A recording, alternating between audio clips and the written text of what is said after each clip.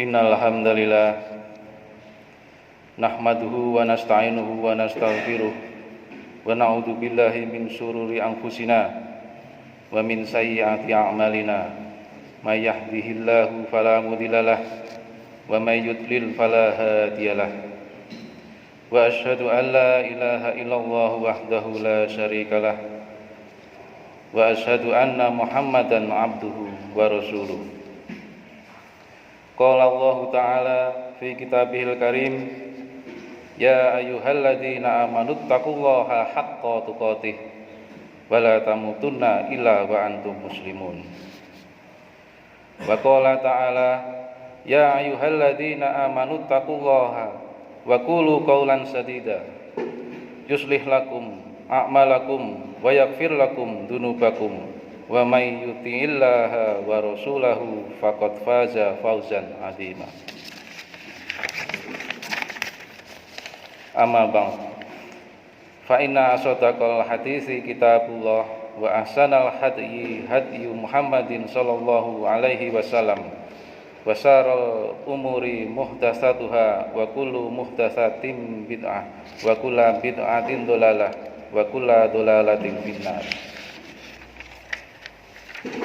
Jamaah salat Jumat yang dirahmati Allah.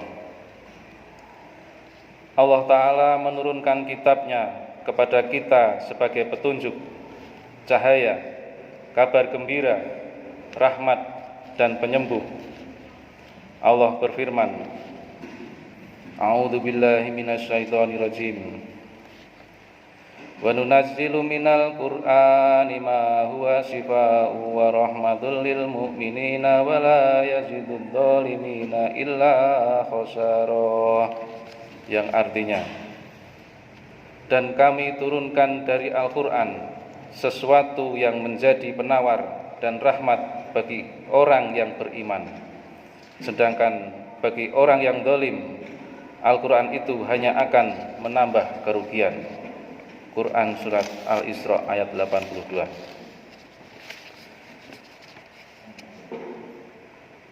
Wa nazzalna 'alaikal kitaba tibyanan likulli syai'in wa hudaw wa rahmatan wa busyra lil muslimin.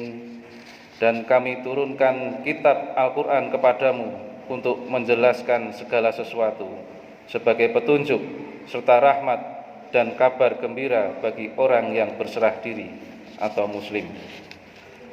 Surat An-Nahl ayat 89. Allah juga berfirman, ya ayyuhan nasu qad ja'akum burhanum mir rabbikum wa anzalna ilaikum nuram mubina, yang artinya, wahai manusia, sesungguhnya telah sampai kepadamu bukti kebenaran dari Tuhanmu Muhammad dengan mukjizatnya, dan telah kami turunkan kepadamu cahaya yang terang benderang atau Al-Quran. An-Nisa 174. Jamaah sholat Jumat yang dirahmati Allah, Al-Quran laksana ruh bagi kehidupan dan cahaya bagi manusia. Oleh karenanya, siapa tidak beriman kepada Al-Quran berarti ia tidak hidup meski ia berbicara, bergerak, bekerja. Orang seperti ini pada hakikatnya mati. Siapa tidak beriman kepada Al-Quran, ia tersesat dan tidak mendapat petunjuk, meski ia dapat terbang di udara ataupun menyelam di dalam air. Firman Allah dalam Al-Quran, Al-Quran adalah ruh dan cahaya. Wa kadzalika auhayna ilaika ruham min amrina ma kunta tadri mal kitab walal imanu walakin ja'alnahu nuran nahdi bih man nasya'u min ibadina wa innaka latahdi ila siratim mustaqim. Dan demikianlah kami wahyukan kepadamu Muhammad ruh Al-Quran dengan perintah kami. Sebelumnya engkau tidaklah mengetahui apakah kitab Al-Quran dan apakah iman itu, tetapi kami jadikan Al-Quran itu cahaya. Dengan itu kami memberi petunjuk siapa yang kami kehendaki di antara hamba-hamba kami. Dan sungguh Engkau benar-benar membimbing manusia kepada jalan yang lurus. Asy-Syura ayat 52. Firman-Nya, dan demikianlah kami wahyukan kepadamu Muhammad ruh Al-Quran dengan perintah kami. Yang dimaksud ruh di sini adalah Al-Quran, dan yang dimaksud cahaya juga Al-Quran. Karena tidak ada kehidupan yang suci, jernih, mulia dan terhormat tanpa Al-Quran. Sebagaimana tidak ada petunjuk dalam kehidupan ini menuju kesucian, kejernihan, dan kemuliaan tanpa Al-Quran. Jamaah sholat Jum'ah yang dirahmati Allah, fakta ini diketahui dengan baik oleh para musuh Islam. Oleh karena itu, mereka bekerja keras untuk memalingkan umat Islam dari Al-Quran. Dan benar, kini Al-Quran hanya dibaca untuk orang-orang yang sudah meninggal, dan sunnah yang berfungsi sebagai penafsir Al-Quran pun hanya dibaca untuk mencari berkah saja. Mereka mengatakan terkait tafsir Al-Quran benarnya salah dan salahnya kafir. Dengan anggapan ini, mereka menjauhkan umat dari sumber kehidupannya, sehingga umat pun mati. Mereka juga menjauhkan umat dari sumber petunjuknya, hingga umat pun tersesat.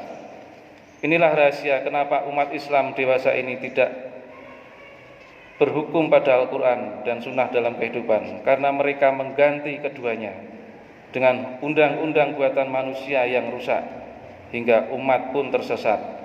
Kedzaliman merajalela, keburukan, kejahatan, dan kerusakan menyebar di tengah-tengah mereka. Jamaah sholat Jum'ah yang dimuliakan Allah,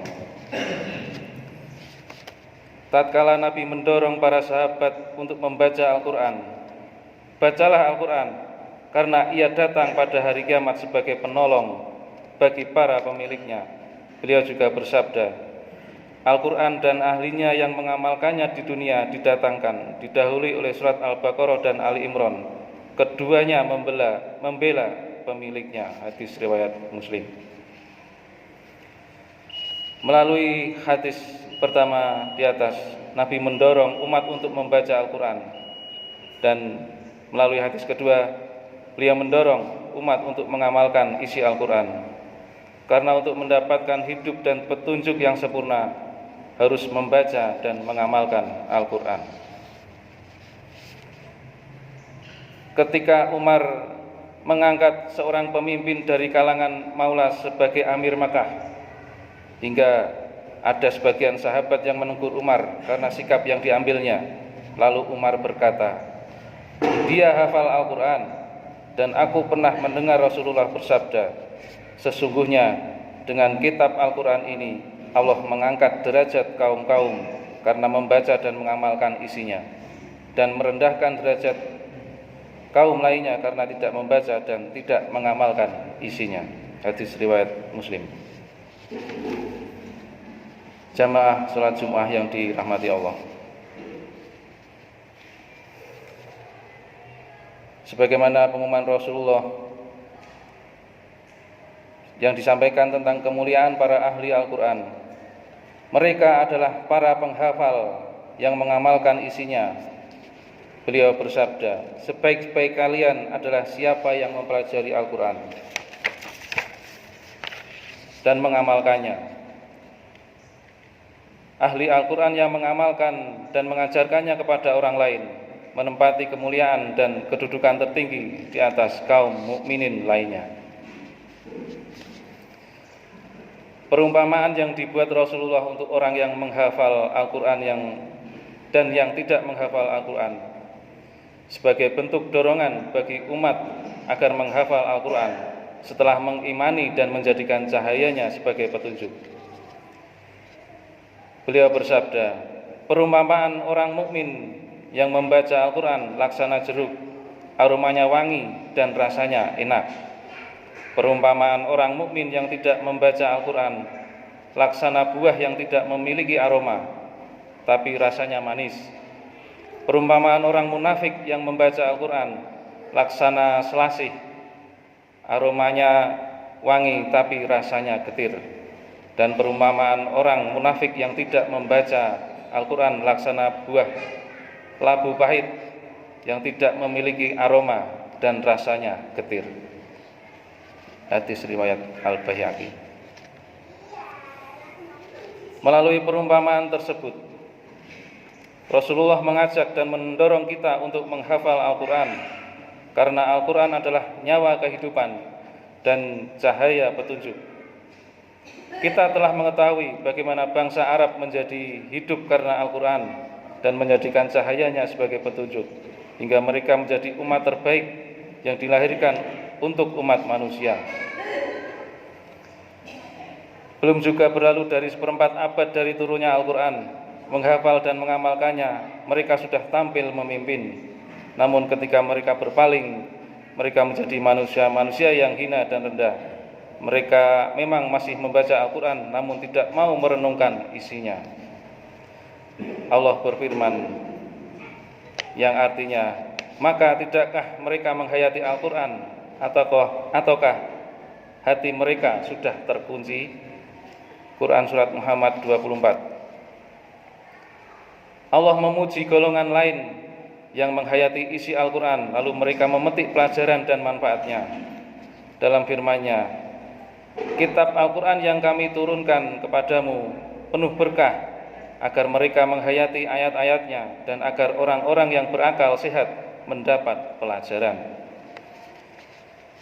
Melalui ayat ini, Allah menjelaskan alasan kenapa Ia menurunkan kitab yang penuh berkah, yaitu agar orang-orang mukmin menghayati ayat-ayatnya. Menghayati yang dimaksud adalah membaca suatu ayat secara berulang-ulang dengan merenungkan kandungannya untuk menyimpulkan petunjuk, perbaikan, dan pelajaran yang terkandung di dalamnya. Setelah menghayati seperti ini, para pemilik akal yang kuat dan sehat memetik makna yang mereka pahami. Selanjutnya, mereka menjalankan taklif-taklif agama dan berlomba dalam melaksanakan kebaikan, sehingga mereka menang dan beruntung. Jamaah salat Jumat yang dirahmati Allah, cukuplah Al-Quran sebagai keutamaan, kesempurnaan, cahaya dan hidayah. Buktinya, saudara-saudara kita dari golongan jin mendengarkan Rasulullah membaca Al-Quran ketika sholat. Mereka berkumpul mengerumuni beliau untuk mendengarkan dan menghayati Al-Quran, hingga mereka sampai saja berdesakan.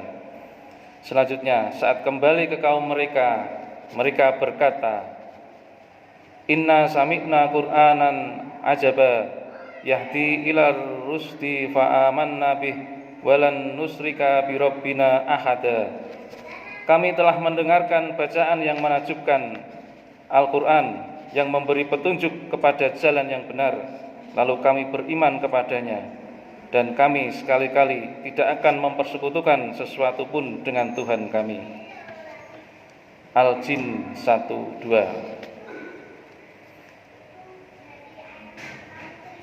Mereka juga berkata seperti yang dikabarkan Allah, Qalu ya qaumana inna sami'na kitaban unzila min ba'di Musa musaddiqan lima baina yadayhi yahdi ilal haqqi wa ila thoriqim mustaqim.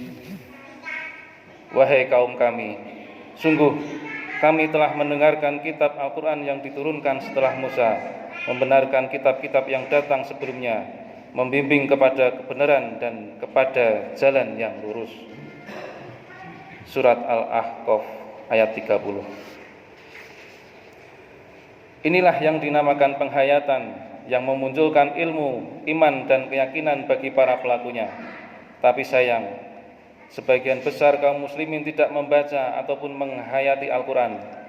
Andai bukan nada dan suara merdu para ahli tajwid, tentu sebagian besar kaum muslimin tidak ada yang mendengarkan Al-Quran, sehingga mereka termasuk golongan orang-orang yang berpaling.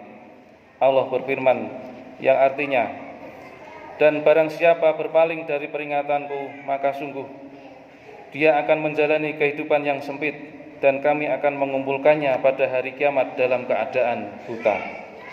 Surat Toha ayat 124. Jamaah salat Jumat yang dirahmati Allah,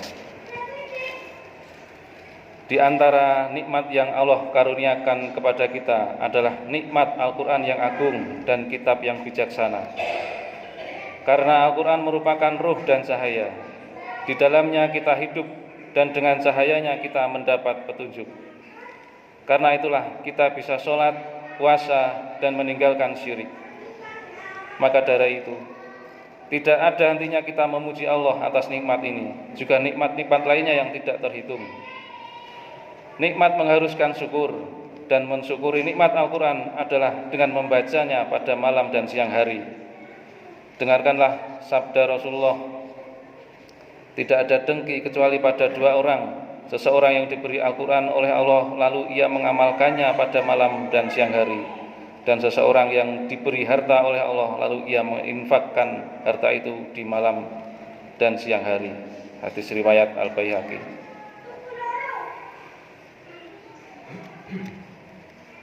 Rasulullah berkata, bacalah Al-Quran padaku, kepada Abdullah bin Mas'ud. Aku berkata, wahai Rasulullah, patutkah aku membaca Al-Quran untukmu sementara Al-Quran diturunkan padamu? Beliau berkata, aku ingin mendengarnya dari orang lain. Aku kemudian membacakan An-Nisa kepada beliau sampai pada ayat yang artinya, bagaimanakah halnya orang kafir nanti apabila kami mendatangkan seseorang saksi atau rasul dari tiap-tiap umat, dan kami mendatangkan kamu Muhammad sebagai saksi atas mereka itu sebagai umatmu. An-Nisa ayat 41. Beliau berkata, sudah cukup. Aku menoleh ke arah beliau dan ternyata kedua mata beliau menyucurkan air mata. Jamaah sholat Jum'ah yang dirahmati Allah,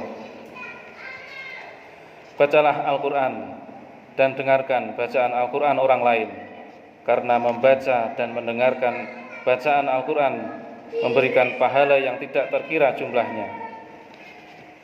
Siapa membaca satu huruf dari kitab Allah, ia mendapat satu kebaikan. Setiap kebaikan dibalas 10 kali. Aku tidak berkata alif lam mim satu huruf, tapi alif satu huruf, lam satu huruf, dan mim satu huruf. Hadis riwayat At-Tirmidzi. Allah tidak menurunkan suatu ayat pun di dalam kitab Taurat atau Injil, di dalam Al-Quran yang lebih agung dari surat Al-Fatihah. Tidaklah seorang berlindung dengan sesuatu seperti halnya dengan Mu'awwidzatain, Al-Falaq dan Anas. Siapa rutin membaca surat Al-Mulk setiap malam, 2 malaikat akan membelanya di dalam kubur. Dan siapa membaca ayat-ayat terakhir surat Al-Baqarah di malam hari, keduanya akan melindunginya. Semua ini dikabarkan Rasulullah kepada kita. Maka dari itu, bacalah Al-Quran, berkumpullah untuk membaca dan mempelajarinya, karena amalan tersebut mendatangkan pahala dan balasan tiada bandingnya.